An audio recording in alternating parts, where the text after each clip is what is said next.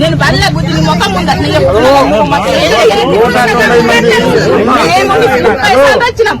190 మంది సమస్య ఉంది.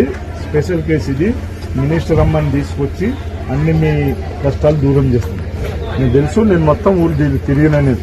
మీరు అప్పుడు తిరిగిన పరిస్థితి వేరు సార్.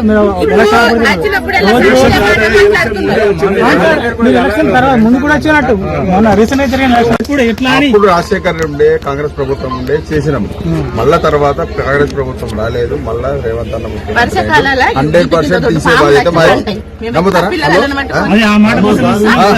100% మేము మాట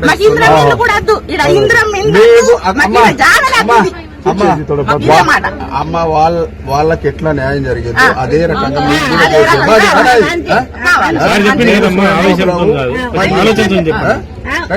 చేసే బాధ్యత నాది. కాంగ్రెస్ పార్టీ అప్పుడు ఈ ఊర్లే ఇప్పుడు మా మొన్నటి ఆనవాడి లీజ్ వచ్చినాయి. ఇండ్లల్లా వచ్చినాయా మాకు పాములు తేళ్లు అన్ని వచ్చినా మేము పోను భరించాం.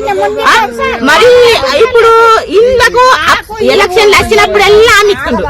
ఎలక్షన్లు వచ్చినప్పుడెల్లా అమ్మిస్తున్నారు. ఇండ్లు ఇస్తాం, ఇండ్లు లేపెత్తాం.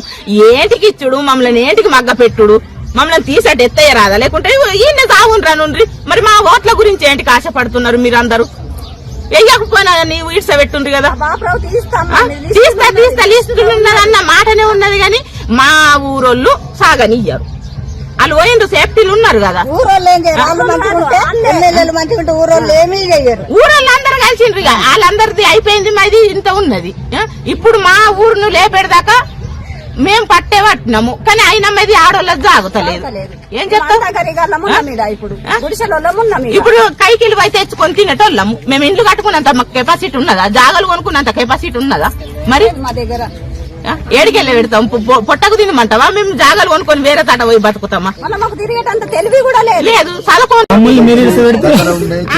ఇప్పుడు ముఖ్యమంత్రి రేవంత్ అన్న మంచి దగ్గర ఉన్న అంతకంటే చెప్పండి.